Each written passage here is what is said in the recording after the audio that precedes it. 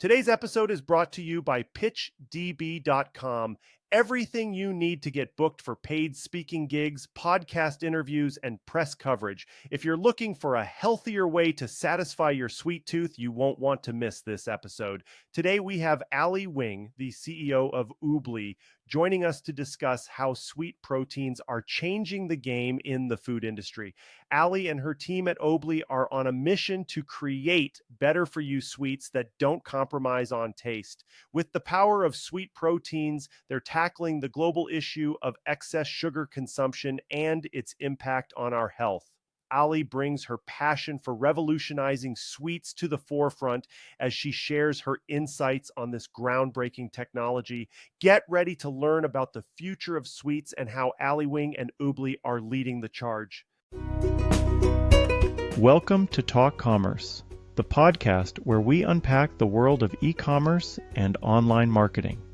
I'm Brent Peterson, and each week we bring you the latest insights and strategies to help your business thrive online. Talk Commerce is produced and supported by ContentBasis.io.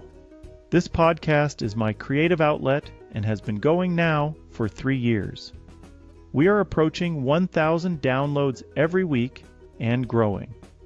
If you are new to this podcast, give it a listen or check out the fantastic content on our website. From exploring effective marketing tactics to dissecting the trends shaping the digital marketplace, we've got you covered, and we're here to guide you through the ever-evolving landscape of e-commerce. But we're not just here to talk, we're here to engage. Got thoughts, questions, or you want to hear a really funny joke? I'd love to hear from you. Email me at brent@talkcommerce.com and let's keep the conversation going. Ready to boost your online presence? Tune in and stay ahead of the curve with Talk Commerce. Don't forget to subscribe for the full experience and share your feedback. You're listening to Talk Commerce.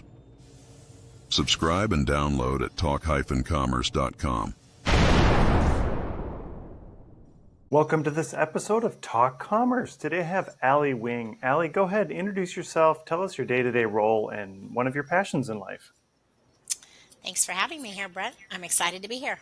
My name is Ali, and I'm the CEO of OOBLI, and we make sweet proteins that are revolutionizing sweets and how we actually sweeten our foods. And that's what I'm excited to tell you about today. My other passion, other than revolutionizing sweets, would probably be national parks. I grew up in Montana with a dad who was an aficionado, and every chance I get, I escape to a national park somewhere, and that's probably a short list of passions. That's awesome. So we've already discovered we have Minneapolis as a connection and Hawaii. And I was born in Montana. My dad lives in Helena. My sister's here in Hawaii with me from Bozeman. So I'm from Bozeman. All right. Bozeman's in your hawk. My sister owns Chalet Market. It's in Belgrade. Anyways. Oh, fun. How cool. Maybe they make sausages and meat sticks. They sell it in Yellowstone Park. And okay, we'll stop there. And I'll be in Montana at the end of the month. So in Helena. It's a beautiful place. Anyway, yes, it's beautiful. All right. So Ali, before we get started, you did volunteer to I'm going to just tell you a joke. And all you have to do is say, should this joke be free, or do you think at some point we should charge for it? So here we go. My wife has forbidden me from making more breakfast puns. She says I do. I'm toast. My son keeps egging me on. He's such a ham. That was good. I would probably pay. Yeah, I kind of screwed up the delivery, but I appreciate it. Thank you. I like the first half got me laughing anyway. And I don't know, nowadays I could be more convinced to pay for jokes for a joke, right? And fun than I could half the news we get. Hey there, it's Brent from Talk Commerce. As an entrepreneur and podcaster, I'm always looking for ways to share my message and connect with new audiences. That's why I was thrilled when I discovered PitchDB, the ultimate tool for getting booked on podcasts, speaking gigs, and media outlets. When I first tried PitchD, I was blown away by the results. I had a 100% response rate from the opportunities I pitched, and I couldn't believe how easy it was to connect with relevant hosts and planners. With over 3 million podcast opportunities, 148,000 event planners, and 31,000 plus media outlets, and 11,000 conferences at my fingertips, I felt like I had struck gold. What I love about PitchDB is how it streamlines the entire booking process. Everything is organized in one place, and I can easily search for meaningful opportunities, directly connect with decision makers, and reach engaged audiences. The integrated portal, ready-to-use templates, and seamless functionality make pitching a breeze. If you're an entrepreneur, speaking coach, or author looking to expand your reach and make a bigger impact, I highly recommend giving PitchDB a try. Head over to pitchdb.com and see for yourself how this incredible tool can transform your booking game. Trust me, you won't be disappointed. All right, well, so let's talk about. I'm interested in sweet proteins. I know that, chocolate is a protein, right? Is that a sweet protein? So tell us a little bit about your business and how you started. So, sweet proteins evolved from some plants and berries that grew along the equator. We think probably evolved with human civilization, but we didn't know about them until a lot of the breakthroughs in technology in synthetic biology that allowed us to understand plant DNA better than we understand it today better than we did 10 years ago or ever before. And what we found out is these plants or berries evolved to create one little protein that only works on large primates, so us and monkeys and gorillas and apes, and to trick the same thing that our brain tastes sugar with, to trick it to think it's sugar, but it's not, it's a protein. And so as you eat it, the impact and the importance of all of that is that it doesn't affect your blood glucose levels, your glycemic index, or your gut microbiome, meaning it's a really important way to think about sugar reduction and obesity and diabetes. And that's what sweet proteins are. What they are today and what we're doing is how do we actually make those a part of great products? So chocolate, no, isn't a sweet protein, but chocolate's full of sugar typically. And in our chocolates, we took out 80 to 90% of that sugar and sweetened it with a sweet protein so that that chocolate has a far lower load on your metabolic system, but you still love it. And oh, by the way, it has about a third of your daily fiber, all courtesy of rehabilitating the food to still taste like the chocolate you've always loved, but with a better pathway for your body. Yeah, I want to ask about chocolate because I know there's a lot of cocoa plants here and in Kona, and I'm assuming the sugar is added later, like the plant It is. the beans are processed and then they add a bunch of sugar and make it super sweet. Is that right? It is. Yep. The cacao is not sugar. And milk chocolate, of course, inherently with the milk has sugar, right? Dark chocolate, in all cases, chocolate bars you're eating has added sugar. And a typical, just to give you a range, a typical dark chocolate bar um, will have 10 grams of sugar, and a typical milk chocolate bar will have 14 to 18 per serving, right? So just to give you context, in a sweet protein powered bar, so where we've taken out the sugar and sweetened it a different way, a dark chocolate for us will have 1 gram of added sugar, so 90% less. And a milk chocolate, which still carries some of the sugar and the dairy, will have about 4 grams per serving. And so about 75% less than a typical chocolate bar. So what products do you see that benefit the most from this besides chocolate? Well, the good and the bad for both of us is that sugar's in 75% of all foods we eat today. So there's really not a product category where sugar isn't part of what we would say the formula or the recipe. And when you kind of map that against what's going on with our metabolic syndromes, 40% obesity rates, a third diabetic, 20% of our kids now, which is really not just a US problem, it's a global one, largely because our metabolic system is reacting to things we didn't used to have. Sugar's not the only culprit, but it's a chief culprit. The opportunity is in every food category. There isn't a food category that we couldn't become a primary rehabilitation tool. The footnote there is that some categories are different than others. Like when we have sweet teas, and when we take any beverage, it could be a soda, it could be a tea, it could be anything, lemonade.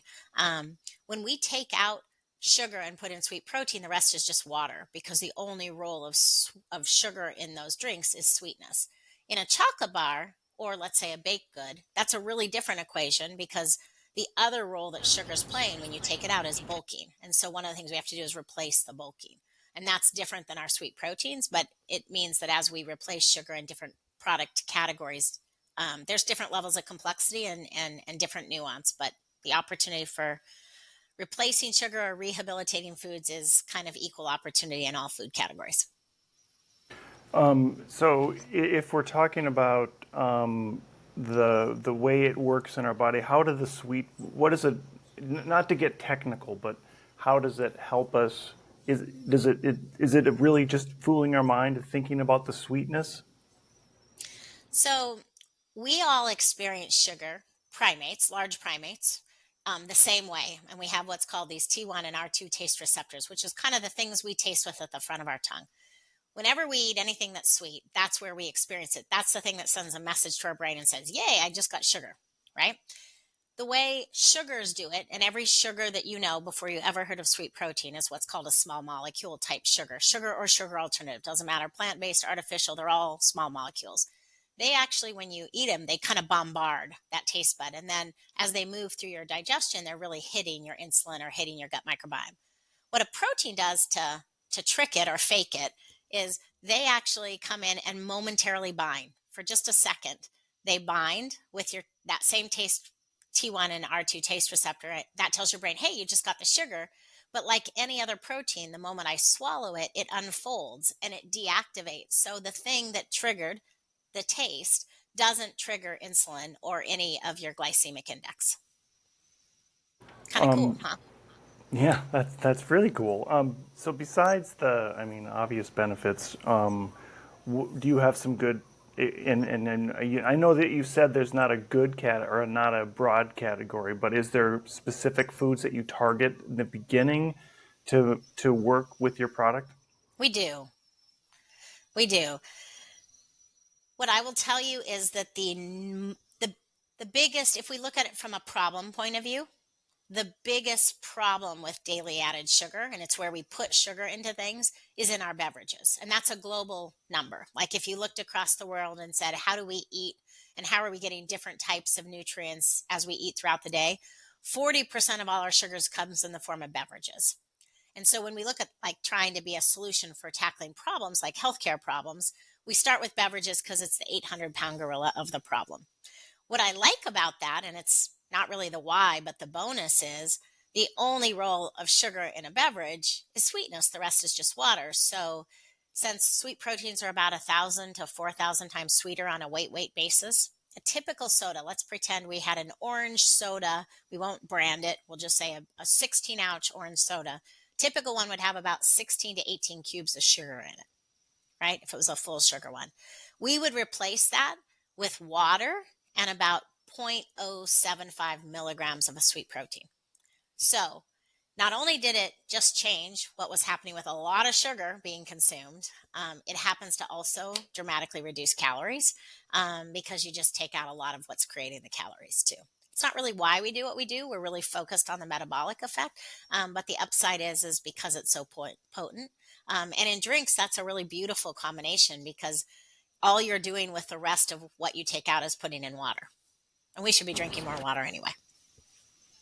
I'm an athlete, and we use all kinds of gels and things like that when we long distance racing or whatever that is. Is there a benefit?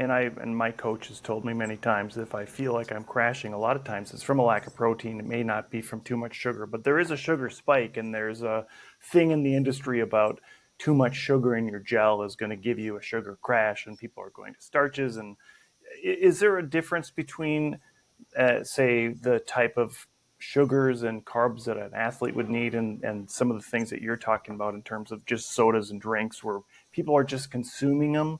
Is it a better type of protein that you need when you're working out, or is there any difference there? Well, first, couple things. Proteins are proteins, right? And they're the building blocks of our body. So if I take you back to biology 101, you'd find out that 50% of the weight of your body is protein. So our bodies are just really good at handling proteins. And no matter the type of protein, proteins are proteins in terms of how your body handles it, right? So true for athletes, true for all people, we need protein. It's a really important part of how our body builds what it does and maintains healthiness, right? Couple things are different when it comes to athletics. You're on the endurance side, and let me give you the comparison. We have a guy named Eric Armstead who's a linebacker for the 49ers, who's one of our ambassadors. And he's the example opposite of an endurance athlete. Super big, super strong, but a big guy, strong athlete. Those guys can be super fit, super muscly, and still be managing diabetes. They can still have that as an effect within their system. And so they have to have sugar. They are looking for ways to satisfy their sweet tooth like any of us. But, excuse me, they actually need to stay away from sugar or sugar alternatives. Endurance athletes, although there is spikes with all types of sugar, there's an argument that some form of sugar within the total diet is actually good. And one of the things you'll learn from us is we're not really anti-sugar. We're just anti the amount of sugar the average person is eating and trying to reduce that amount and replace it with something that helps their body be healthier. Excuse me. Some of the types of some of the types of sugars that then we are seeing in our diet are worse than others. Is there a correlation with the high fructose corn syrup compared to regular cane sugar to beet sugar? Are all those just ranked as the same type of sweeteners? Most of the plant-based non-sugar alcohols, so the canes, the monk fruit, the beets, that are grown, even some of the stevias, they're they're a plant-based, really important crop that we actually need in our food system and our bodies for a variety of reasons. We all evolved to have a very strong sort of predisposition to crave sugar and overeat it because that was part of our human species development of survival is we had to seek out roots, right? Seek out those other energy sources beyond protein. And that's why our addictive craving is so strong. So they're really important and there's a lot of good ones that come out of the plant. The problem is our bodies weren't designed for them to be at every checkout counter in yogurt for breakfast in addition to sauces on our dressing in addition. So our modern food system is so good at being responsive to what we like. And listen, we weren't really designed to have moderation or modulation of our sugar taste. We were designed to seek it out and crave it, right? So that we would find it in our diet. That just kind of runs head in sort of, it's like a crash into the modern world, right? And so what this can do is give us a better balance from that. And that's really, I think, the primary goal. There are a whole other category of what I'd call sugar alternatives, which now have there's a lot of debate. There's a lot of different sponsored medical research, but there's a lot that suggests the high intensity, whether they're plant-based or not, or alcohols, are actually well known to take existing health conditions and make them worse or be adding to some very serious health issues, whether that's diabetes and obesity, which I would argue is pretty fundamentally a problem anyway. There's a lot of research now that says if you're predisposed already to strokes, they will increase it. So your average person eating a small amount of any of them, they wouldn't be food safe, regulated if that wasn't fine. They are fine. The problem is our volumes of all of them.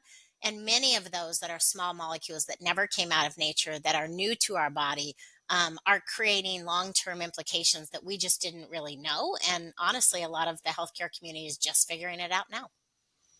I have a cousin who was drinking sort of like 20 cans of Diet Coke a day, and eventually he also had some problems. I'm assuming that there's as many problems with chemical sugars as there are with natural sugar in the industry.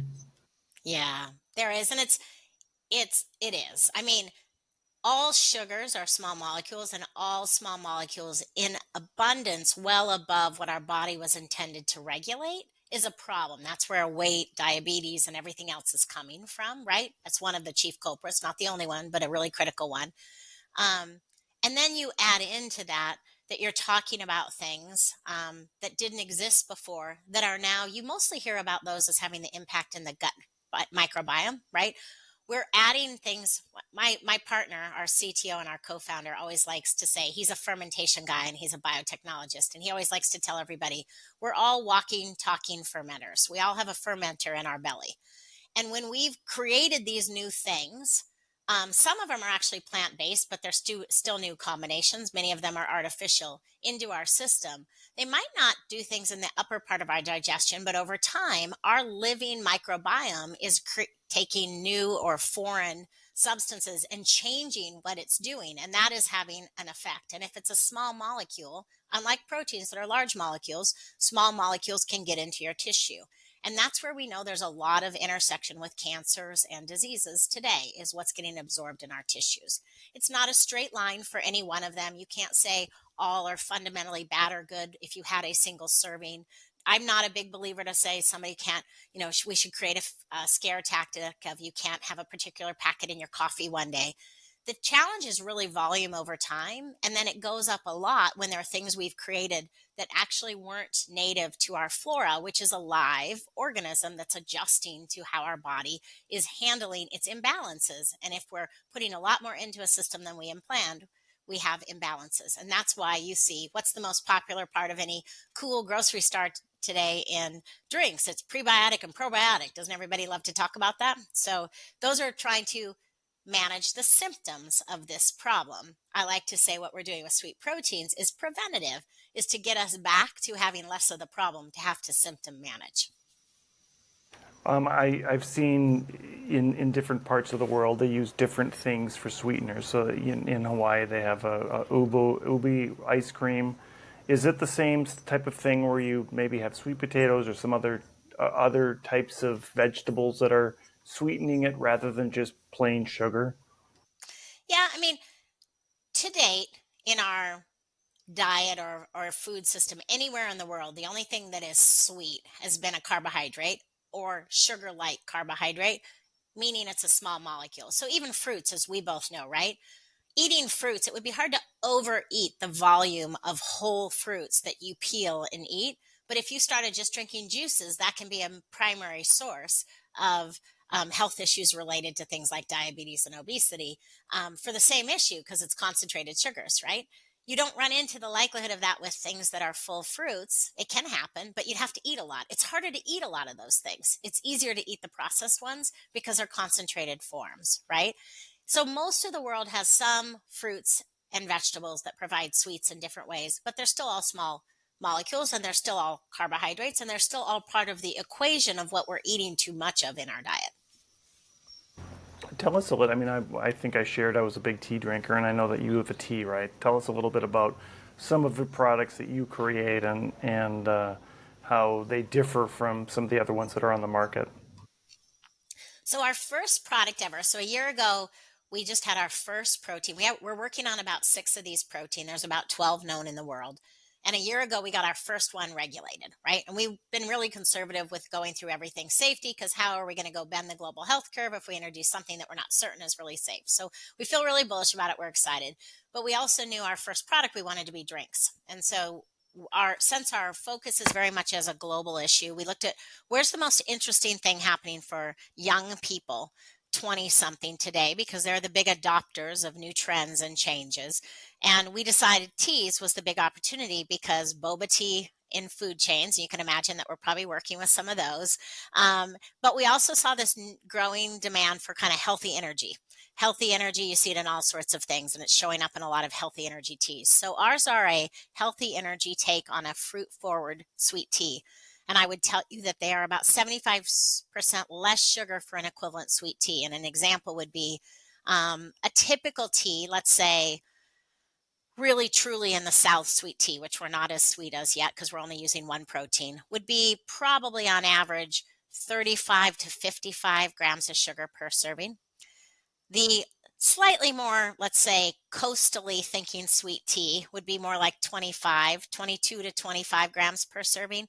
And our teas are 7 grams. And that's because we have about 1 gram of sweetness. I can tell you about why we put just a little bit into every one. That's a sugar, not a protein.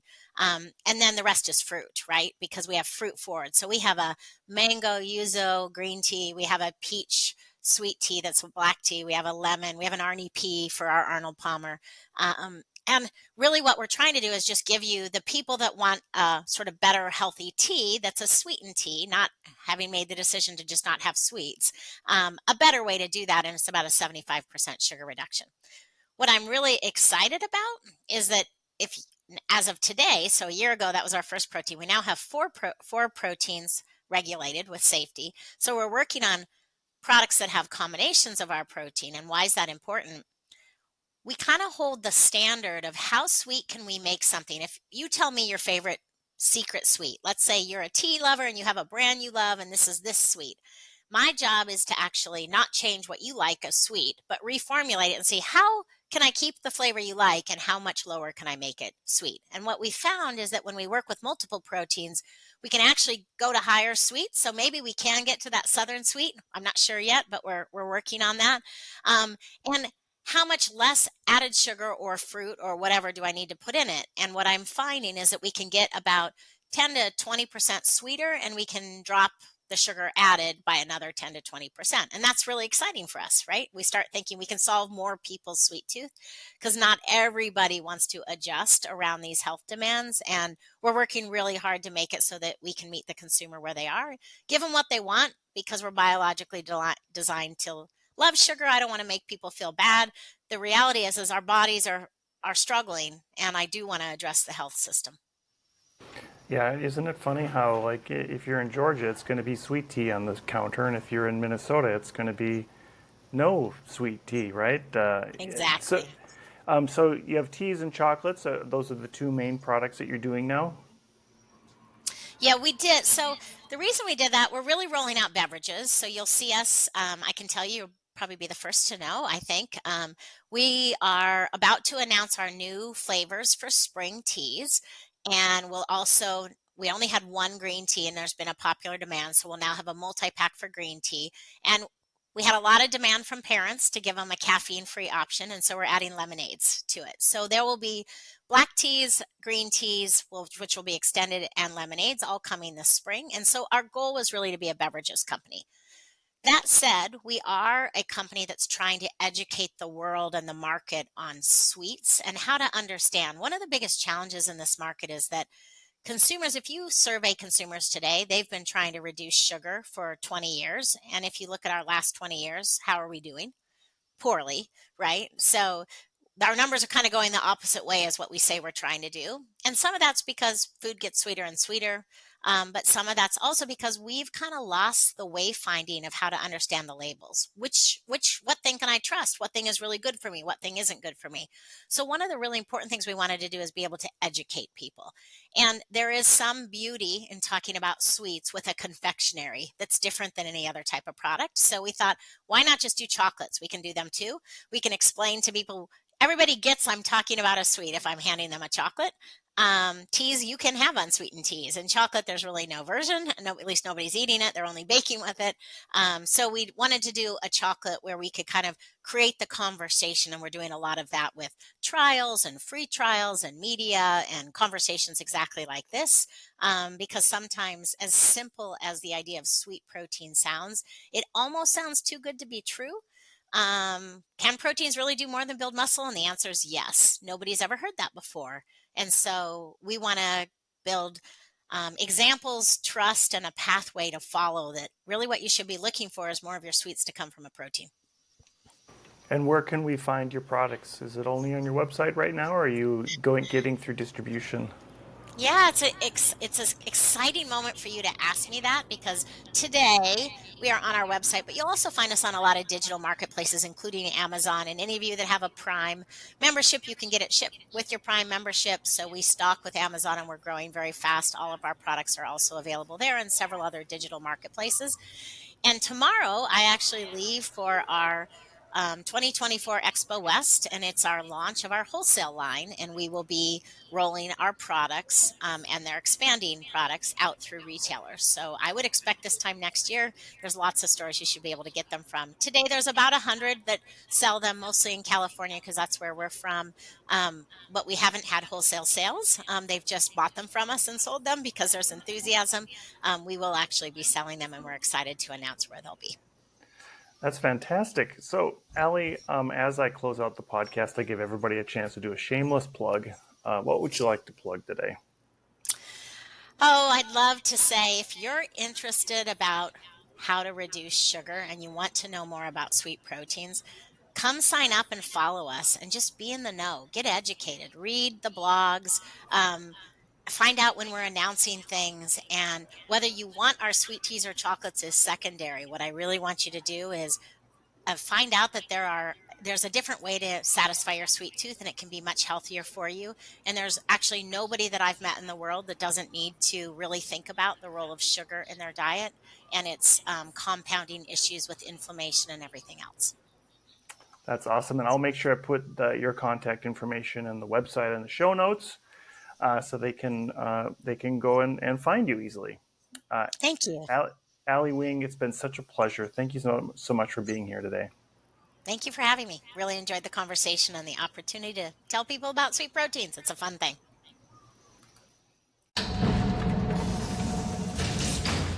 Talk Commerce is a production of Content Basis, LLC. For more creative content, go to contentbasis.io.